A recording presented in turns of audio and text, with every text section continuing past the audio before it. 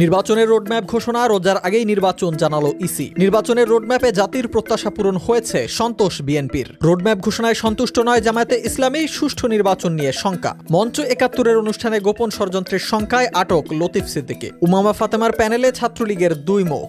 ৭ বছর পর চীন সফরে মোদি, হতে পারে নতুন বাণিজ্য চুক্তি। কেয়া পায়েলের সঙ্গে সম্পর্কে ছিল আফ্রিদি, চাঞ্চল্যকর তথ্য রাহির। ত্রয়োদশ জাতীয় সংসদ নির্বাচনে রোডম্যাপ ঘোষণা করল ইসি। রোজার আগেই সব নির্বাচন ও ভোটের ৬০ দিন আগেই করা হবে তফসিল ঘোষণা। নির্বাচন ভবনে সংবাদ সম্মেলনে ত্রয়োদশ জাতীয় সংসদ নির্বাচন নিয়ে এসব কথাই জানানো হয়। কমিশনের সিনিয়র সচিব আক্তার আহমেদ জানান, ত্রয়োদশ জাতীয় সংসদ নির্বাচনকে ঘিরে ২৪টি পরিকল্পনা নেওয়া হয়েছে। আগামী ১৫ সেপ্টেম্বর থেকে রাজনৈতিক দলসহ অংশীজনের সঙ্গে আলাপ শুরু হবে, যা চলবে অক্টোবর পর্যন্ত। নির্বাচনের তারিখ প্রসঙ্গে বলা হয় ১৭ বা ১৮ ফেব্রুয়ারি রমজান শুরু। রমজান আবার চাঁদ দেখার উপর নির্ভরশীল। এভাবে বিবেচনা করলেই নির্বাচনের তারিখ বের করা সম্ভব। নভেম্বরেই চূড়ান্ত ভোটার তালিকা প্রকাশ করা হবে বলে জানান তিনি। ১৫ সেপ্টেম্বরের মধ্যে সংসদীয় আসনের সীমানা চূড়ান্ত হবে বলেও আশাবাদ ব্যক্ত করা হয়। নির্বাচনী রোডম্যাপে জাতির প্রত্যাশা পূরণ হয়েছে। যথাযথ সময়ে রোডম্যাপটি ঘোষণা করা হয়েছে, তাই এতে সন্তোষ প্রকাশ করেছে বিএনপি। বিষয়টিকে বিএনপি ইতিবাচক হিসেবে দেখছে বলে জানিয়ে দলের স্থায়ী কমিটির সদস্য সালাউদ্দিন আহমদ বলেন, এখন রোডম্যাপ অনুযায়ী জাতীয় সংসদ নির্বাচন দেয়া হবে, এটাই আমাদের প্রত্যাশা। এদিকে দলের মহাসচিব মির্জা ফখরুল ইসলাম আলমগীর এই সিদ্ধান্তে সন্তোষ জানিয়ে বলেন, দেশের সমস্যা সমাধানের নির্বাচন ছাড়া কোনো উপায় নেই। যারা নির্বাচন বয়কট কিংবা বাধা দেওয়ার চেষ্টা করবে তারা নিশ্চিহ্ন হয়ে যাবে। যারা হঠকারী সিদ্ধান্ত নেবে তারা নিজেরাই ক্ষতিগ্রস্ত হবে বলে উল্লেখ করেন তিনি।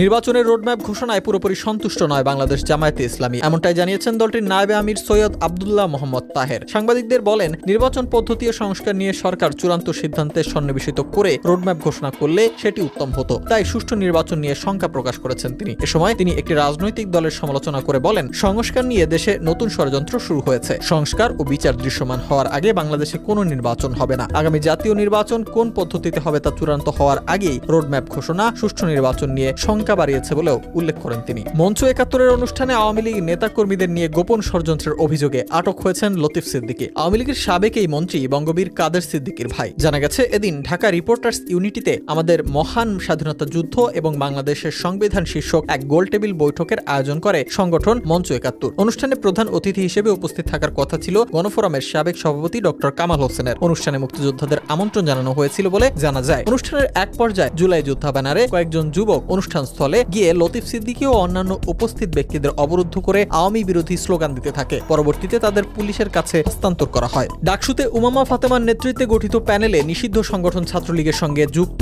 ২ কর্মীর উপস্থিতির অভিযোগ উঠেছে, যার মধ্যে একজন ছাত্রদলের ওপর হামলায়ও জড়িত ছিলেন বলে দাবি করা হচ্ছে। তদন্ত ও প্রকাশিত প্যানেলের তথ্য ঘেটে দেখা যায়, বিজ্ঞান ও প্রযুক্তি সম্পাদক পদপ্রার্থী মোহাম্মদ মমিনুল ইসলাম বিধান সাবেক ছাত্রলীগ কর্মী। ২০২২ সালে ঢাবির শহীদুল্লাহ হল শাখা ছাত্রলীগের কমিটিতে স্কুল শিক্ষার্থী বিষয়ক সম্পাদক ছিলেন তিনি। একই বছর মে মাসে ঢাবি এলাকায় ছাত্রদলের ওপর হামলার ঘটনায় তার নাম উঠে আসে। অন্যদিকে একই প্যানেলের সদস্য পদপ্রার্থী হাসিবুর রহমানকে ঢাবি ছাত্রলীগের সভাপতি মাজহারুল কবির শয়নের সঙ্গে ঘনিষ্ঠভাবে ছবি তুলতে দেখা গেছে। এ বিষয়ে জানতে ভিপি পদপ্রার্থী উমামা ফাতেমা ও জিএস পদপ্রার্থী আল সাদি ভুইয়ার সাথে একাধিকবার যোগাযোগের চেষ্টা করা হলেও কোনো সাড়া মেলেনি। ৭ বছরেরও বেশি সময় পর চীন সফরে যাচ্ছেন নরেন্দ্র মোদী। উত্তেজনা কমাতে দুই প্রতিবেশী দেশ ধারাবাহিকভাবে কাজ করছে। এদিকে মার্কিন যুক্তরাষ্ট্রের সঙ্গে বাণিজ্য বৈরিতার মাঝে মোদীর এমন চীন সফরে ভিন্ন ইঙ্গিত পাওয়া যাচ্ছে। বিশ্লেষকরা বলছেন, আমেরিকাকে বাদ দিয়ে এখন চীনকে নতুন বাণিজ্য মিত্র হিসেবে দেখতে পারে ভারত। এনডিটিভির প্রতিবেদন বলছে, নয়াদিল্লি ও বেজিং এর মধ্যে ৫ বছর ধরে চলা সীমান্ত উত্তেজনার পর দুদেশের শীর্ষ কূটনৈতিক পর্যায়ে আলোচনা হয়েছে। ট্রাম্প প্রশাসনের পক্ষ থেকে ভারতের ওপর নতুন করে শুল্ক আরোপের বিষয়টি নয়াদিল্লি ও বেজিং এর মধ্যে সম্পর্ক জোরদারে ভূমিকা রাখছে। কেয়া পায়েলের সঙ্গে প্রেমের সম্পর্কে ছিলেন তৌহিদ আফ্রিদি, এমন কথাই ফাঁস করলেন আফ্রিদির এক সময়কার ঘনিষ্ঠ বন্ধু তানভীর রাহি। একটি গণমাধ্যমে দেওয়া সাক্ষাৎকারে রাহি বলেন, আমি শুনেছি পায়েল আপুর সঙ্গে তৌহিদ আফ্রিদির সম্পর্ক ছিল। আমি অনেক আগেই এটা শুনেছিলাম, এটুকুই। এমনকি কিছু কল রেকর্ড সামনে আসার পর থেকে আলোচিত মুনিয়া কাণ্ডের সঙ্গে আফ্রিদির যোগসাদোষ ধারণা করা হচ্ছে। এর আগে রাহি আরেক সাক্ষাৎকারে জানান, ক্যামেরার সামনে আফ্রিদি একরকম হলেও ব্যক্তিগত জীবনে সম্পূর্ণ ভিন্ন মানুষ। ক্যামেরার বাইরে সে ভয়ঙ্কর একজন লোক। ইউটিউব ইন্ডাস্ট্রিতে তাকে সবাই বাঘের মতো ভয় পেত। এদিকে ২৪ আগস্ট রাতে বরিশাল থেকে গ্রেপ্তার হওয়ার পর কারাগারে আছেন তৌহিদ আফ্রিদি।